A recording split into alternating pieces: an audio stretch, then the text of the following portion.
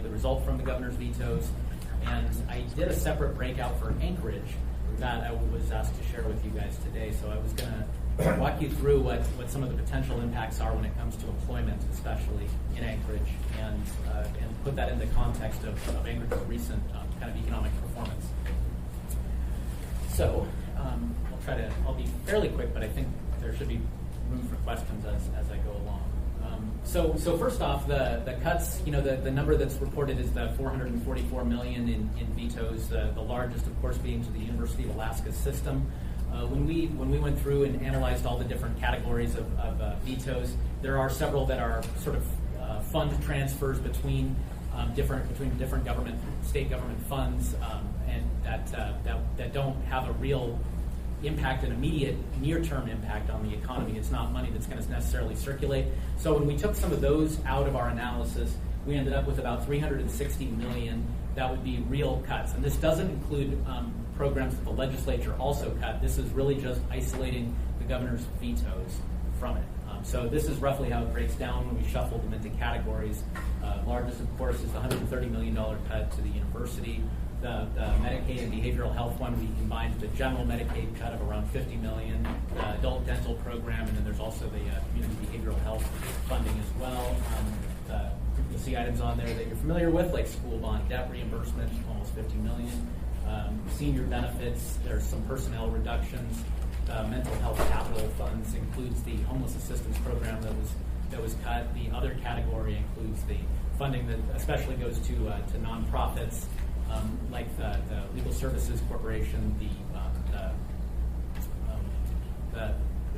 I think actually State Council for the Arts is considered a government cut, but there's some debt reimbursement for a few utilities in the state. There's kind of a miscellaneous category that we just kind of had to shuffle into one big miscellaneous category. Mr. Chair? Yes, Mr. Dyson. I assume that, like on the federal Medicaid health things, that you didn't have the tools to evaluate how much of a cost transfer, i.e. when we don't provide these services, we'll see more people in emergency rooms in the prisons. Right, through the chair, we couldn't quite look at that level of detail. Sure, no. yeah. No, but that's a good point. There are a lot of those types of considerations. Yeah, thank you, Mr. Chair. Thank you, Mr. Dyson. So what to modify this analysis to look at the Anchorage impacts, we had to estimate how many of these or what share of these cuts would be essentially borne by Anchorage.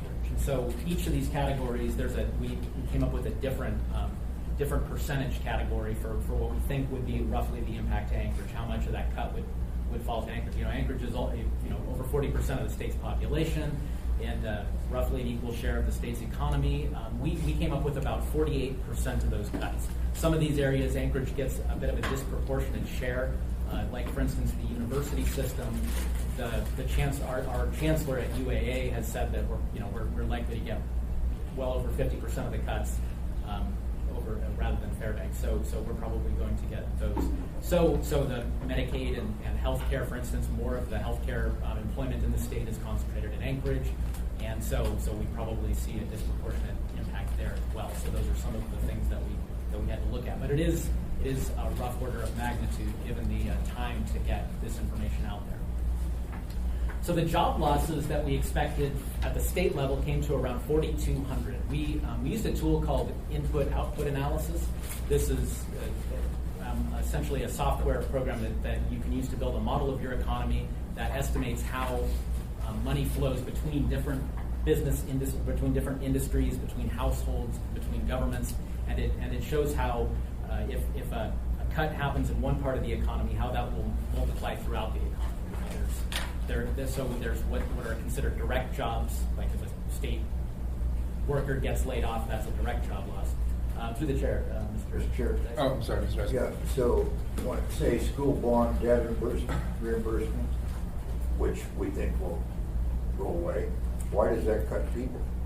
It becomes an impact to household spending because it's probably going to get passed on to taxpayers, and so it comes out of household spending that would otherwise go to other goods or services. But the thing that says just employment.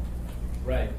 So people paying a little more taxes is going to lose 143 people. It will, so essentially when households spend less or more, then that's going to impact the sectors, to think about the things that households have to buy, groceries, maybe medical services, haircuts, et cetera. They're going to spend less on those things, on items of So household. you are talking about secondary effects. Yes, this is actually adding up what we would call the direct, the indirect, and the induced effects, the multiplier effects throughout the economy. We're adding I all got of it. those. I got it. Yeah, that's right. And so at the state level, we thought 4,200 jobs was the number that we came up with the assumptions that we put into the model based on these budget items. Mr. Chair. Mr. Peterson. Thank you, Mr. Chair. And so another thing about the school bond debt reimbursement, I mean, it's not just canceled for 1 year, it's canceled permanently. And so that's the gift that keeps on giving.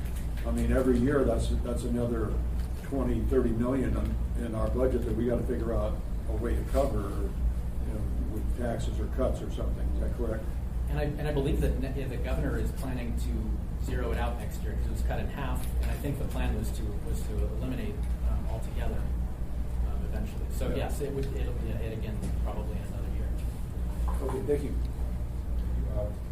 Please continue.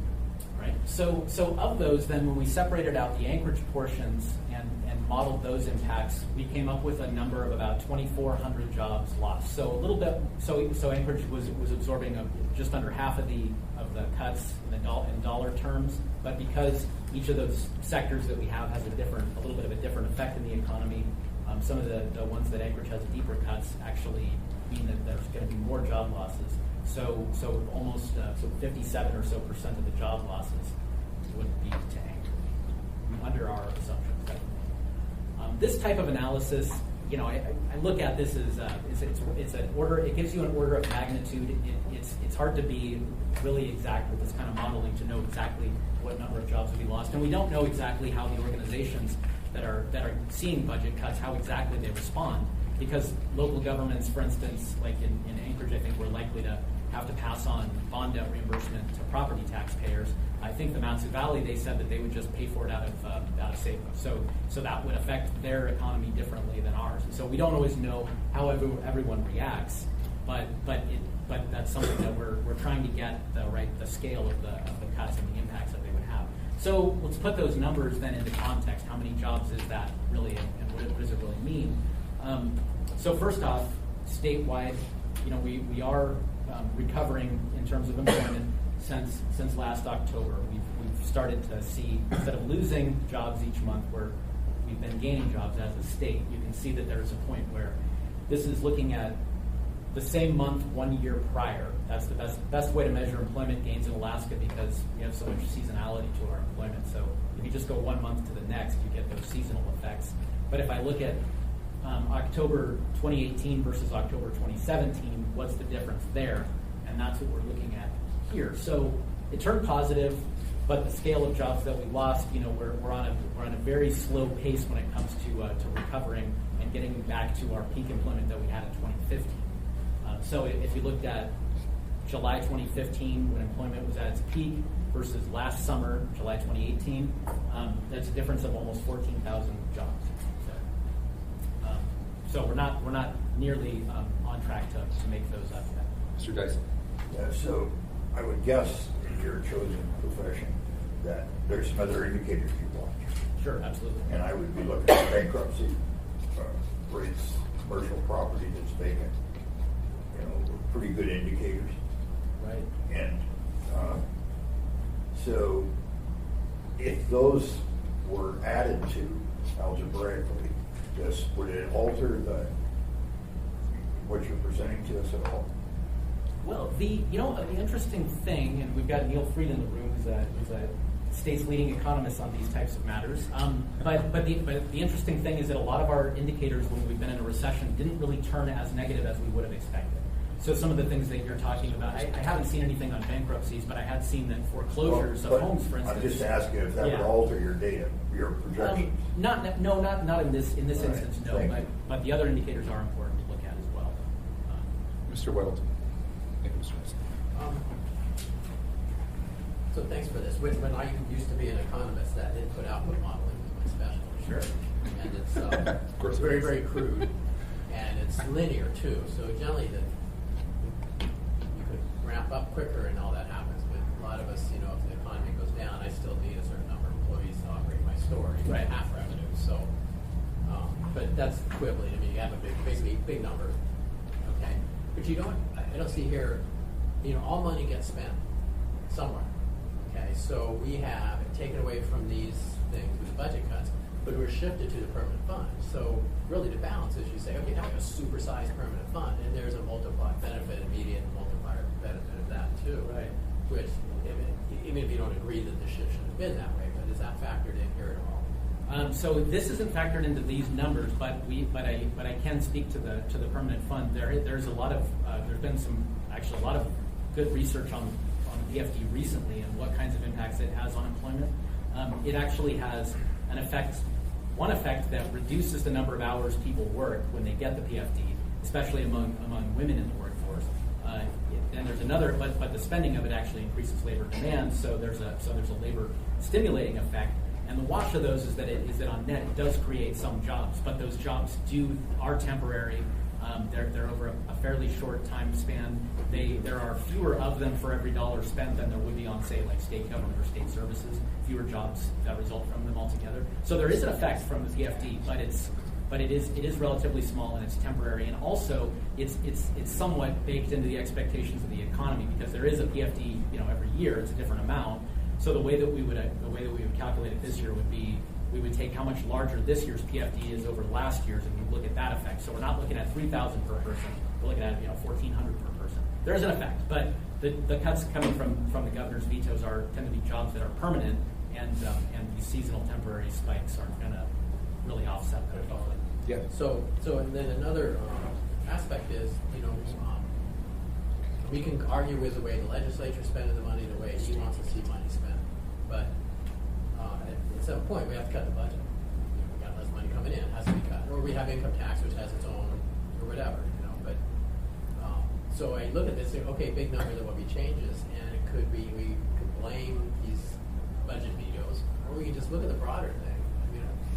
For 30 years. I don't know if you ever worked with Scott Goldsmith. He might have left just as you walked in the door, but he's been telling us here's a sustainable spending path, and here's where we are. This day was inevitable, okay, and it looks different than people may have expected, but we are going to be spending less. So I look 2,400. That's not as bad as I thought over the last 30 years. I thought we'd lose 10 or 20,000 again, like we did in the 80s.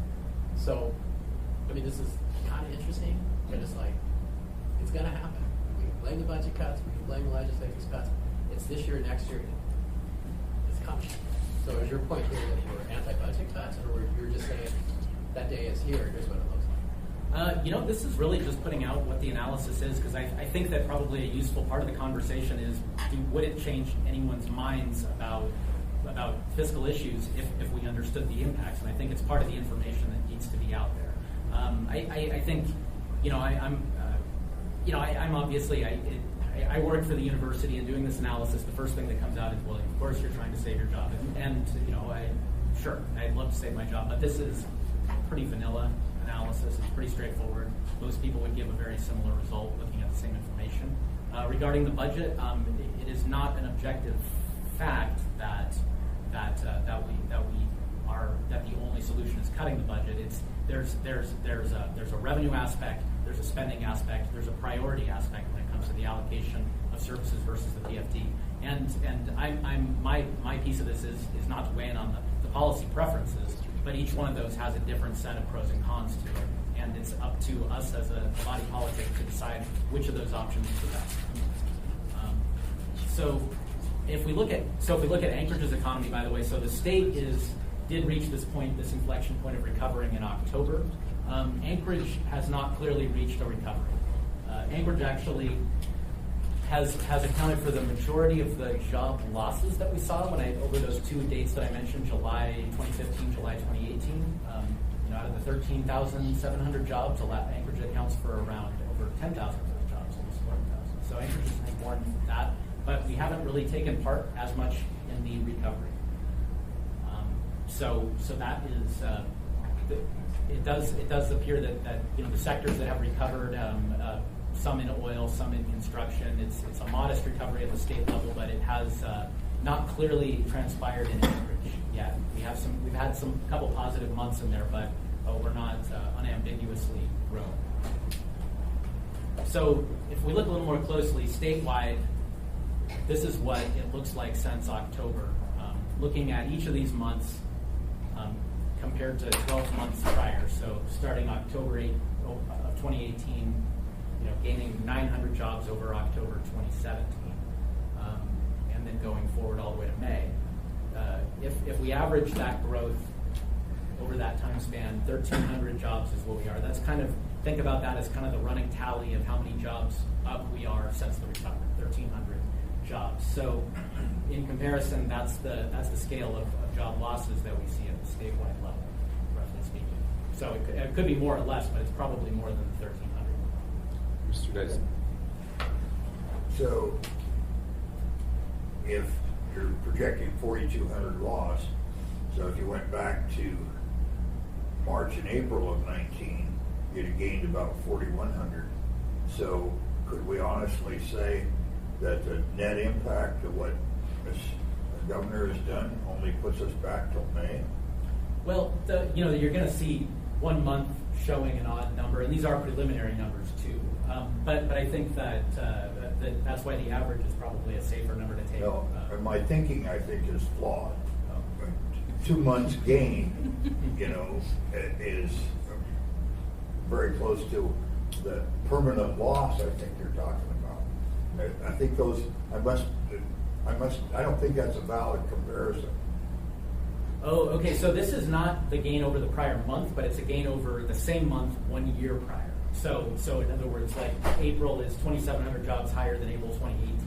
So each one of those is comparing it to the same month 12 months You back. can't add the columns together. You can't add these together. So that's why we take an average, and then you think of that as our tally of how many jobs we're gaining since the recovery. Yeah. So what would the loss of 4,200 take us back to? Back in terms of our recovery, it would take us quite a few. I'd have to think about it, but it'd take us several. It'd take us back into the last year sometime. Yeah. Okay. But that's valid. Thank you. Right. So, and actually, if the university alone statewide was expected to lose 1,300 jobs, that's almost the same amount up we are, just the university alone, just the one item. Now, the same for Anchorage. So Anchorage has still been in negative territory since October several times. Our average gain since October is negative, minus 260 jobs there. And so the scale of 2,400 jobs keeps us, likely to keep us down into negative territory. Right. We may be gaining in the summer season since May. Now you're really answering my question. Right. Thank you. We could have some gains there because of visitation numbers and so forth. And I got it. so yeah. So that's likely the scale that we're looking at there, deeply negative territory. Now the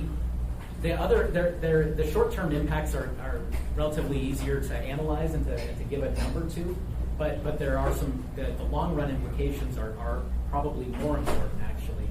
So we've tried to speak to those in some way in our report, even if we couldn't address them fully. But one aspect is that is concerning is that if we have population outmigration and also the loss of our capacity to educate and state, those will have economic implications. And just a couple of examples. On the left is a survey that's done every year of corporate executives based on when they're deciding on where to locate or if they're expanding their facilities or relocating. What do they look for in a community? Like when Amazon wants to start HQ2, what kinds of factors is it looking for? The first thing that's ranked on that survey is the availability of skilled labor. That drives decisions more than the cost of doing business and other factors. So a deep labor pool is one of the important drivers there. And then locally, Anchorage Economic Development Corporation, the Business Confidence Index, they're of their top 10 barriers to businesses, 4 of them are related to the labor market. So these are important factors. Ms. Zalatow. Thanks. Is it? I don't know how to quite ask this, but we had a meeting yesterday, Mr. Constant and I did with the director of API, and we we're learning that one of the reasons among many that they can't bring all the beds online is that it's the workforce. So the professional technical workforce, is that presumed like degree workforce and semi-skilled? Like, can you tell me a little bit about the difference of those? I mean, I see that there's big impacts either way, but kind of so we know what we're talking about. No, to be totally honest with you, I don't know if the surveys define those terms. Oh, precisely. okay. So I honestly couldn't tell you. And then, although this says business, it kind of applies to, is it fair to apply it to government or other areas? These are asking businesses. I don't know if government employers would say something different or not, to be totally Okay. honest. I'd imagine that the workforce issues are pretty important to both. That is one consideration. Something that's interesting here that we highlighted is that the Alaska Commission on Post-Secondary Education looked at a cohort of high school students in Alaska that graduated between 2006 and 2009, and then some that went to college in-state and some went to college out-of-state. And then in 2014, where were they living, right? Of those that attended college in-state, 78% were still in Alaska. Of those that left the state, which is what I did, I left to go to school and came back, only 35% had found their way back. So there's a link between the in-state option for education and whether people leave. And that is something that's pretty important, how rooted people are in Alaska. It's one of the reasons why the recession is different, the last few years than it was in the 80s, is that a lot of people were more transient in the 80s, had just moved recently and had less sticking power. They left right away. So other factors that are listed here, there are potential. I'm not predicting impacts to housing prices, but if we do have outmigration, then that is something that's plausible. Along with it, tax values, the tax base. The impact of the PFD does somewhat offset job losses, but not to as high of a degree as we might be tempted to think. So in the interest of time, I happily answer any other questions and keep things moving along. Yeah, I think we want to get to the admin's presentation. We sort of did questions. Are there any final questions for Nolan before we move forward? All right, thank you very much. Very Well done. Thank you. So now you should all have a handout in front of you titled Impacts from 2020 State of Alaska Budget, MOA Assembly Budget and Finance Committee. And this has been put together. We asked the administration to try to quantify the different ways in which it directly impacts the municipal budget. We have, if you could please introduce yourself for the record. Lance Wilbur, Management and Budget. Mona Brass, Office of the Mayor. Wonderful. So if you could please Sure, I'll present start. us.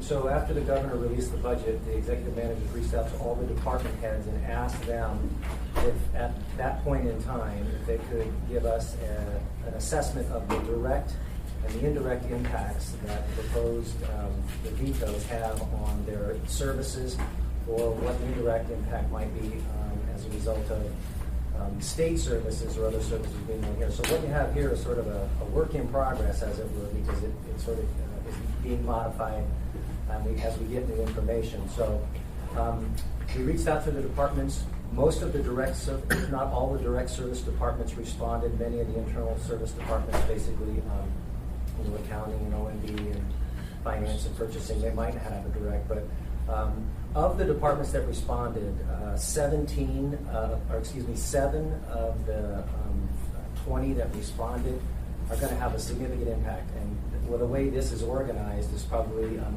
least the first 7, not necessarily priority order, but those departments are going to have the biggest impact. Fire, Health and Human Services, Parks, the library, and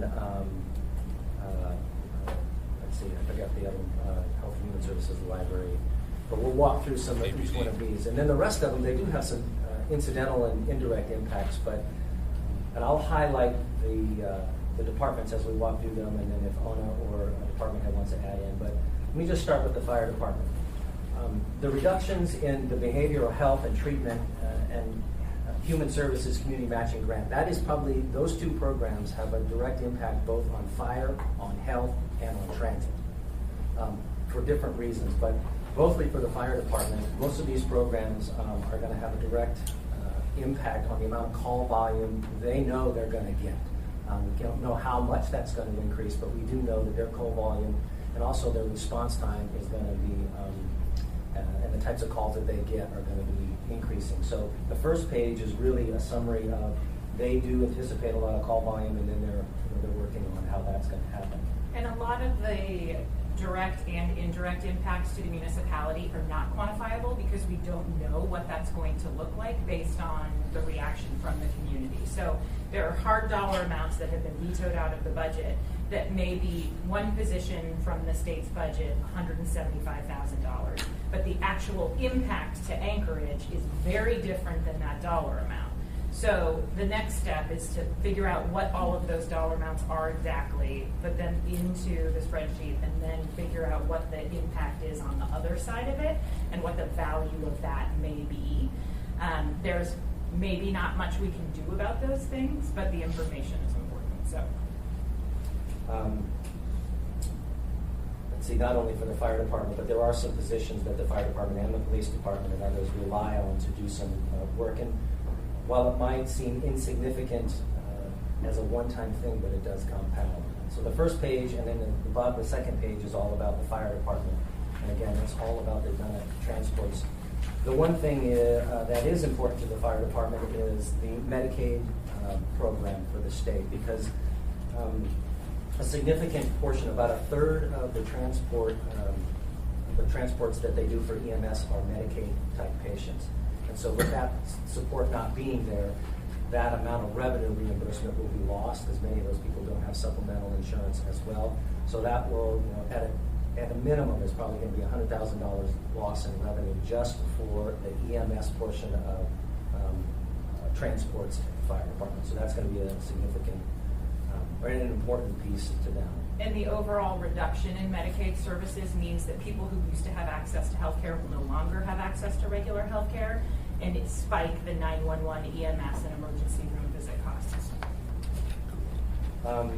A couple little things from the fire department. They do use, when they're doing search and rescue, or they're aiding in search and rescue at times, they do reach out to the Alaska Civil Air Patrol, and they help them mostly in backcountry types of stuff. Another thing that the University of Alaska does with the fire department is there is continuation training as part of the bargaining unit for the fire department. And if UAA can offer that type of service for that continued types of training, we still have to provide that training, but it potentially could be at a higher cost to us. It might be insignificant overall, but it will be an impact. The next is the health department, and the health department, I'm going to maybe Natasha's not here, but I know that there's been a lot of information here, but there's several programs. One is the amount of resources that are going to be available for the Alaska Domestic Violence and Sexual Assault Intervention Program. It's currently not in the operating budget or in the capital budget, and a lot of the resources that rely on that, they're directly going to affect what the health departments, what kind of services they can provide, because they also use those resources to grant to these nonprofits. So that's going to be an important. It's also a program that, while the municipality of Anchorage is one of the co-sponsors of the funding associated with that, is a statewide program. So this is not an Anchorage impact, this is a statewide impact. Part of the health department, they do receive Human Services Community Matching Grant Program. There's a task force that's put together, and they rank the types of projects and priority recipients of those types of grant funds. They would be reduced, but there are other programs on there that basically would be eliminated, and you've heard about many of these specific places. So Rural Cap, Catholic Social Services, Brother Francis, those are all unfunded. And while the dollar amounts are small, they are leveraged for other private funding and federal funding opportunities. So when those dollars go away, that leverage goes away as well. On this one, this is page 3 top, it says not currently in operating or capital budget. You mean the state operating? Correct. Thank you, John. Yes. So on page 4, a little bit more of the health department. They do receive some resources, they do not, but the state provides resources to Alaska Housing Finance Corporation, which basically helps support housing for seniors and individuals with disabilities. Natasha, when I sent this out, I mean, basically when that got out to the community, her department just saw a massive spike in calls for looking for answers that they don't have. But those calls are going to continue, and those, their struggle to find reasonable solutions for them are going to happen. So they are seeing a direct impact, but the reality is, for municipal services, there's the strongest parts in the indirect part. We talked about the loss of shelters. That's the primary key there. The next big department that the one is Parks and Rec. Parks and Rec is really impacted similarly by the same programs as Health and Human Services, but really what this one gets down to is without shelters, we limit the amount of abatement. Without the abatement, we limit the amount of cleanup. So that's really what's going on there. Parks and Rec's very concerned that while they can continue to do cleanup of abandoned camps or other camps, they can't go in and abate them as we've been doing. So it's just basically, you're just continuing to chase the problem and won't be able to do it. You won't be able to abate those camps. So and Parks and Rec is really concerned about the progress that we've made, and that part will be lost if we can't solve the shelter problem. That's where Parks and Rec is really concerned.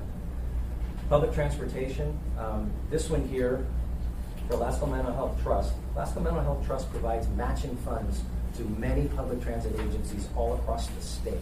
Here in Anchorage, they provide some matching funds for some key programs inside public transportation, but they also provide matching funds through the Anchorage Neighborhood Health Center and Greenwood Valley Transit. We provide funds to, municipality provides funds to both of those agencies that they then use to match those programs.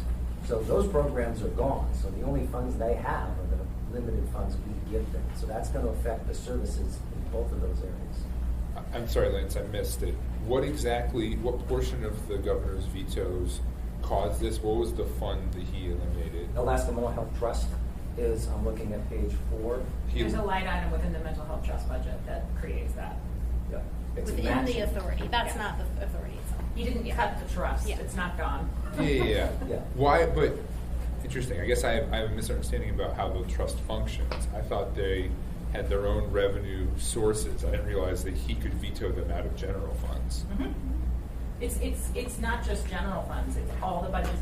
There's a mental health there's a mental health budget. There's an operating budget. There's a capital budget, and sometimes there are supplemental Well, budgets. if the mental health trust is creating its own funds, it's not. Okay, so it's funded out All of. approved by the legislature and the governor. That's not what I'm saying. What I'm saying is, if the idea is we need to balance the budget, and the mental health trust is generating revenue, how does it help balance the budget if you're vetoing some of its appropriation? For the same reason that adjusting the receipts from the ferry service, moving it over into a different universe, takes away money from the ferry service, but is using the funding over here. I thought the trust was created because of a lawsuit. There are certain legal requirements that we had to have this trust in a certain form. We can Guess we're look going into the down. answers for your questions, but I'm sure other people we are. not It's in just charge of puzzling the to me mental that health budget. it's just puzzling to me. I didn't realize that he was vetoing part of the mental health trust budget as well. You probably know more about this. No, I just have a question actually for Lance. So where we have, where the municipality is putting in part of the matching funds for somewhere else, is there an analysis going on, if there's going to be a cut, if it even makes sense for certain services to Yep. potentially Yes, continue? yes. Okay. Which also kind of leads to the second one as it relates to anchor rides, because this is another thing. So the Mental Health Trust provides funds to the municipality of Anchorage to support the paratransit, the anchor ride service, to help individuals with disabilities or brain injury, or they just their needs for transportation. They need special types of needs for transportation. This program here, I think this one here is getting cut by 50%. So what happens is that amount of, this is the match that was provided to federal dollars. So the amount of service, so what we have is we have this much service. So we're trying to get an analysis of how much of that total amount of service will be lost, will not be able to be funded. So what will be the number of trips not being served without this match? And so Jamie is working on that number for us as well. I'd also like to say that, just to sort of answer a question that may come up at some point, that Some of these cuts leverage federal match dollars of varying proportions, but we are exploring whether or not there is receipt authority or the ability, should the municipality want to step into that gap and provide the match funding that would draw 10 times federal funding or whatever the opportunities are. Some of those instances are very limited. I'm not suggesting that the municipality will have the funding to do that, but in order for this body and our administration to deliberate the benefits and consequences of those, we need to know whether or not the limitation on that funding match exists or not. Some of them, it directly has to come from the state, which doesn't necessarily mean that the municipality couldn't give the money to the state to leverage the federal money, but the state would have to be willing to allow us to do that. So tell Mr. Weddle. So, I mean, the Anchorage one, we just recently approved a contract. I mean, what does this do? And this might be a question for legal, but we've entered into obligations and contractual obligations. I don't know, what's the fallout there potentially? I mean, or, because we approved just certain appropriations, which I presume, relied on some of these other funding mechanisms. Yeah, we'll check with public transportation, but the contract, typically the way those have worked is it's a guarantee, you're contracting for a guaranteed number of trips for a guaranteed level of reimbursement. But if there's more or less than that guaranteed amount, that's probably where this will factor in. But without the resources, the total number of these types of trips, because they provide a variety of types of trips. A portion of those anchor ride trips are specifically for people with mental health or disabilities that are supported just by this kind of money. How that will affect their service or their contract, we'll find out. And my question was broader than just anchor rides, but it happened to be a recent example. I will say that some of the contracts I know have language included that say subject to appropriation, availability of funds, and have exit clauses for situations that come like this because they are government entities who are funding them. But we have to look at each specific contract to make sure where those are. Thank you. And then maybe to... I'm sorry, Lance, Mr. Weddleton? So with some of this federal money, particularly federal highway money, if we, for some reason, can't access it now because there's no match, does that go away? Or is that just, we kind of have this big pool spread out over years, can we maybe get more next year? Maybe, but that's not how the feds work. The way the feds work is that you have 12 months to spend it. If you are in the process of spending, they will give you an extension. But if it doesn't appear that you are in the process to spend that money, what will happen is the Federal Highway Administration will reallocate those federal dollars to other states. But when we do our MTP 2040 and our KIT, we're moving stuff around to different time periods, almost every policy. We just move that stuff to next year if we don't have the match and then retain it. You do, but when you're doing those things, it may be the type of project. So you have $100 of federal money, but you have a dollar of it on this particular project, and you can't match that project. You're going to find another project that you can match, or you'll get the state to give you a continuing authorization, or not a continuing authorization. The commissioner allows you to move it out to the next year because he's then basically guaranteeing that the money will get spent to the feds. But if the feds have a budget for match to these projects for this year and we lose this year, then we go into the pool for the next year. They have the same amount of money. We're fighting for the same amount of projects with everybody else. So it's not as if they will hold on to it for us while we figure out our budget problem and then give it to us when we're able to work through the state issues. Okay. Mr. Weldon? I think, is this the funds that we're arguing with the railroad about, Jim? Is that the 5307 and 5310? We were told we didn't have an agreement with the railroad, so we didn't get them, but we didn't lose them. We just, once we cut a deal. Because we're still within that timeline to receive them. But it was several years. No. Because we do that. We have that agreement every year. We've had the We agreement. missed the agreement a couple years ago, and no one got the money. No, we got the did money. get the money. But it was a couple years later. It was the next year. Just because the agreement, as opposed to being signed between February and May, the agreement was signed, I believe, in July or August. So we were still eligible for that year's funding. It just took the feds a while to process our grant application. So we got the money for the year, we just got it in January, I think, of the following year, as opposed to the calendar year that we run in. And what we do then is we pay the bills with the money that we have, out of our cash flow, and then we replenish the cash flow when we get the grant. Okay, I thought it was a longer time frame. I know we've never lost the 5307 I money. know. To move along. Yeah, I want to note for the record that we've been joined, actually he's been here for a little while, by the mayor. Yeah, if you continue. So speaking to, as Ona was mentioning, the match funds, as it relates to federal transit funds, FTA, the match, at least for this type of program for the ones in transit, it's basically 25% of the total program. So every dollar in state match that we don't get, we lose potentially 4 or more in federal funds. UAA, with their reductions there, many of you know we have a UPass program with the school district and UAA. So there's $90,000 that Jamie uses to support her operating. The library, I think the library, most of theirs are indirect impacts, but they are very concerned that with the increase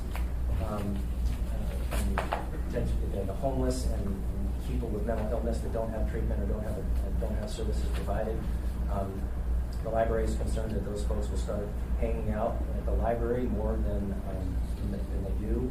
There's also some programs that they are participatory in with other libraries, primarily the university, and that without the university's participation, either those services are going to have to go away or they're going to ask the municipality to pick them up. And then the rest of them, police. The police doesn't have a direct budget impact, but we do anticipate that their calls and their support for parks, health, and AFD will continue to increase. There's a couple of small ones in here. The chief is concerned about some reductions in the judicial district. That's going to increase some work on the detective that are normally done by those. It's not a lot of money, but it's a distraction for them. Development services, theirs is mostly interested in, not directly to them, but in the mental health deferred maintenance and accessibility improvements. Anything that any state facility that has an ADA or accessibility problem, they're not going to be able to tackle those as fast as they have been in the past. So their development services, they get the similar types of calls. It's just that they can't fix those on state agencies. And then I think the only last one I think I want to mention that's probably pretty big is I think going down to the port and solid waste. Their concerns are more indirect. Just the overall, and I think as Nolan mentioned, the overall impact of the economy is going to affect the stuff coming in the door and the stuff that just the amount of work that solid waste is doing just has to do with the economy. I think the port, if the economy takes a significant hit, they'll see it most immediate on their containers. But and then I think the last thing is that on Treasury, there's a couple things that we're learning recently. I think as soon as yesterday I found out the amount of municipal assistance that we budgeted is about 6.1. It looks like the amount we're going to get is about 4.6. So that's about $1 million plus hit. So we're taking a look at that. And then I know that there's some conversations about the PFD. So the last item I put on here is what happens to the PFD. Right now, we're budgeted with a PFD of $2,500. For new assembly members, when we have the PFD, we have there are garnishments for people that owe fines or fees to the municipality. We're not at the top of the list, but at $2,500, we're budgeted around $4 million. If it goes to $1,600, we lose a little bit of money. If it goes to $3,000, we gain a little bit of money. So just as a reference point, that's how that works. And for two wrap-up items, the other thing that's not included in this spreadsheet is the reduction in services to seniors and mental health providers and social service providers and other low-income programs within the state means that people's abilities to pay their utility bills is going to decrease. So delinquencies with AWU, ML&P, and SWS will increase. I believe delinquencies with property taxes and other things will increase, while at the same time, the effects to the real estate department and their foreclosure process is going to decrease their ability to expedite through foreclosure process. The other thing, and Lance mentioned this about the revenue sharing issue, is In 2016, when the legislature changed the way they do the municipal assistance formula and program, it essentially is a forward-funded pot of money, and it's supposed to be set at $90 million, and every year a third of that $90 million is spun off in to be distributed for revenue sharing. As of right now, the legislature has not appropriated any money to replenish that $90 million. So we, at least until yesterday, were under the impression that the full amount of revenue sharing would be allocated to the municipality in our FY19. Lance is saying that DCCED has informed him that the FY19 distribution is going to be $1.5 million less. We are trying to figure out why, because that's not particularly it doesn't make sense to us. But as of right now, what we know is the revenue sharing allocation for 2020 for the municipality would be decreased by anywhere from $1.5 to $3 million. It is not an equitable formula the way the revenue sharing is distributed. The unincorporated communities and the unincorporated areas of Alaska have a floor of funding that they are to receive, and once all of those entities receive the floor, the other incorporated communities get the rest of the kitty divided by population. So we don't have a population representative allocation from revenue sharing, and so figuring out exactly how much we would get if the distribution was $20 million total is sometimes takes a little help. So we're going to try and figure that out. Thank you. Ms. Zolotell. We've been told that we're going to proceed with next year's budgeting kind of on a continuation to start. Is there any change in strategy there given this these cuts? No, I think because right now, no, because the direct dollars, other than revenue sharing, we're not seeing any significant swings. In August, Treasury will tell us how our local revenue stream is, how that's being forecasted for the future, and that will be the key in our revenue stream that might adjust our budget for 2020.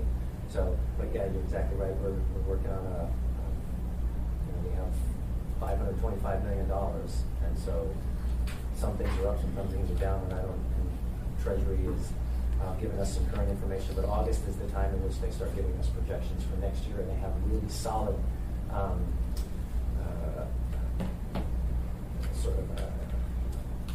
they look at the projections that we made in 19 in August, they really sort of solidify are those projections really continue to be on track.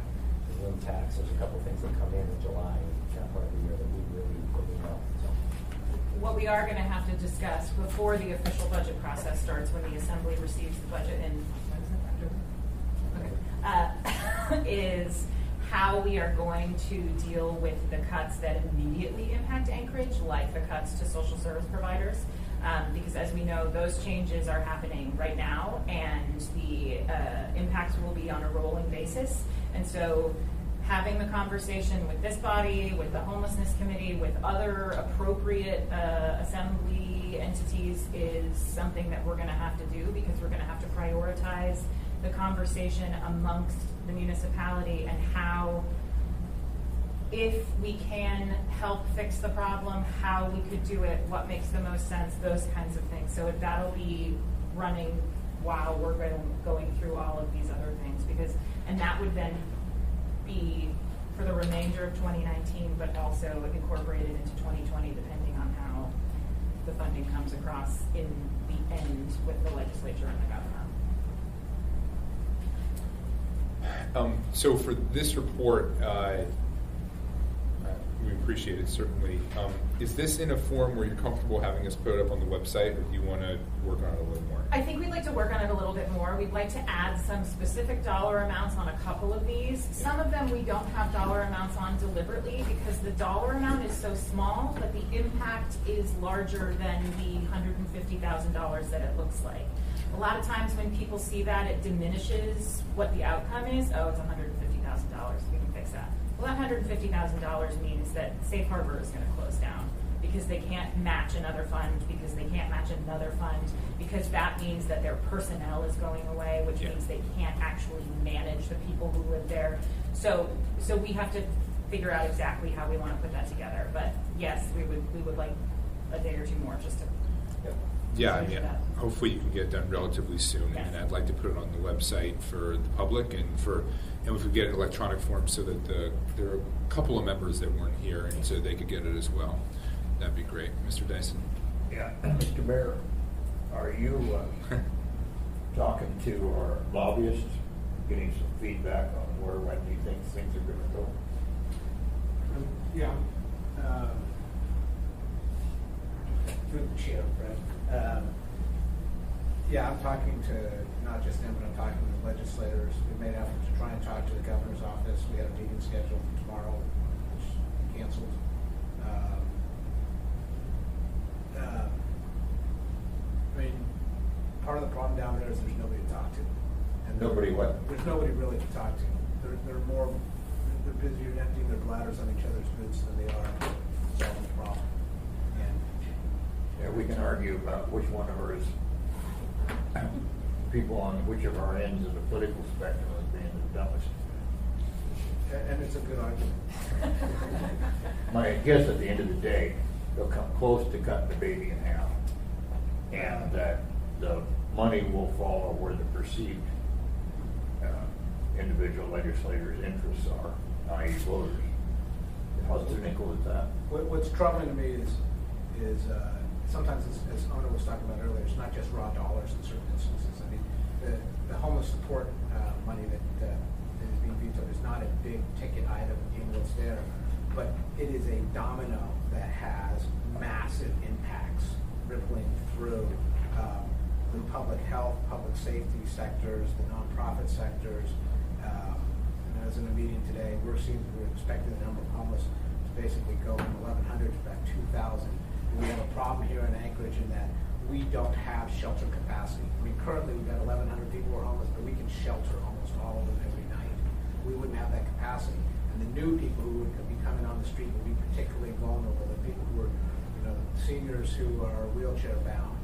We don't have the capacity to deal with it.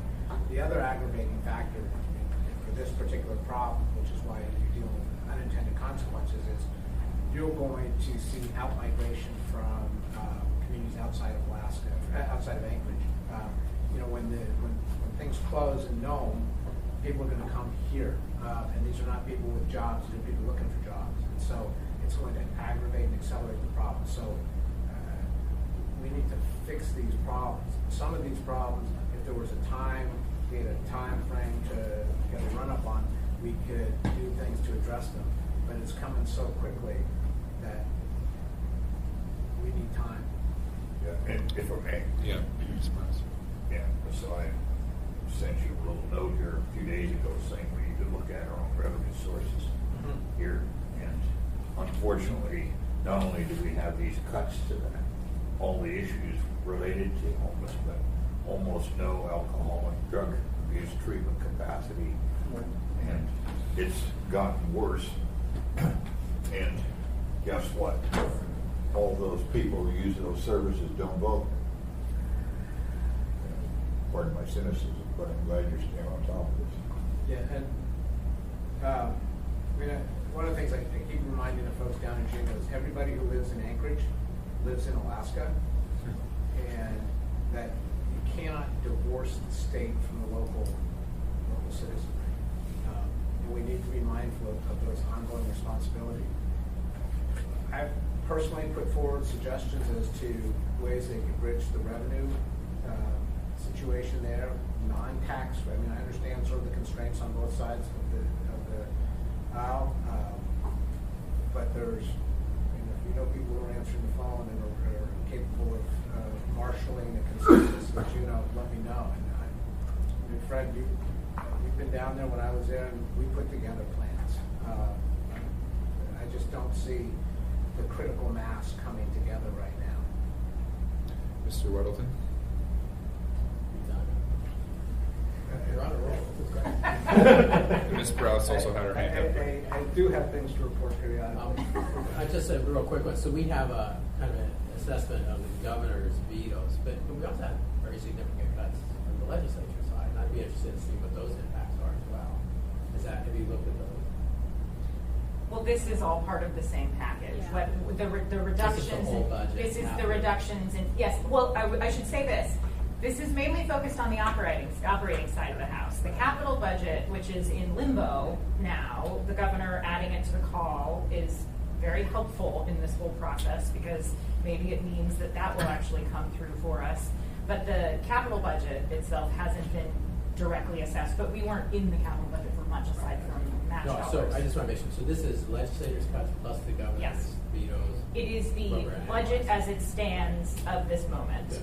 I will say, just to clarify, that the $150,000 comment about health and social service providers, the approximate cut to that universe for the municipality of Anchorage as residents, not as a government, is about $6 million. Statewide, it's $10 million total. So the consequences of a $10 million cut are $100 million plus in effect once it occurs. Ketchikan is closing its homeless shelter. Nome is closing its homeless shelter. Juneau is in debate about closing its homeless shelter. All of those are large population areas for the location that they geographically represent in this state. If those close down, what the mayor said is 100% true. People will go to the place that has any chance at service, which, because of state actions, will fall to us. And I don't want to varnish this anyway. People are going to die. And they're going to die on our streets. And it's going to be a heavy burden for our first responders as well as for the community at large. And if we thought the complaints about homelessness were heavy now, brace yourself, because this is just an irritant compared to the way things are going to be. Thank you. Thank you, Mr. Mayor. Do you have anything more on this report? Okay. Any final comments, Mr. Peterson? Thank you, Mr. Chairman, and for those who haven't been in the legislature, they probably think a reverse sweep is something to do with a football play, but if the legislature doesn't reverse the sweeping of those funds, the implications from that are huge. The price cost equalization electricity fund, I mean, if people's electric bills triple in rural areas, they're gonna be leaving to go somewhere else because, the average person probably can't pay a $200 or $300 electric bill, especially when they have limited income. So, just want to bring that up. One of the things that happened in the past when there was larger dividends than normal is people bought everything thinking it's a good deal. Sure. Mr. Dyson, this will be the last one that we'll have. Yeah, so His Honor has said, as we talk about these things, sometimes you have to walk somebody else's dog. Most of these issues are not, or many of them are not of our own creation. They come here. You probably know the courts have kind of held that contract law trumps all things on funding. And cities that have tried to say we don't have enough money to do these obligations, courts have just held, start selling your assets. I'm glad some of these contracts have, say, subject to appropriation. I was going to say something else brilliant, I've lost it. Thank you, Mr. Chair. It's all right, Mr. Dyson. We have time. We do audience participation. Would anyone from the public like to speak? Mr. Trainee, any words? Just put excise tax on these cigarettes. And no one wants to pick that up, but quite frankly, you guys have the ability to excise tax. They've been met with 6 votes in this. The mayor that wants to work with you. Because if we don't tax ourselves, June's going to squirt right into the ground. Thank you, Mr. Trainee. I guess, could I? Oh, I'm sorry. Just to respond to Mr. Trainee, we've been talking about that in the Health Policy Committee. You what? We've been talking about that at Health Policy Committee. If you would, Tuesday's coming soon. Oh, is it? For the other one. Okay, all right. On that note, we're adjourned.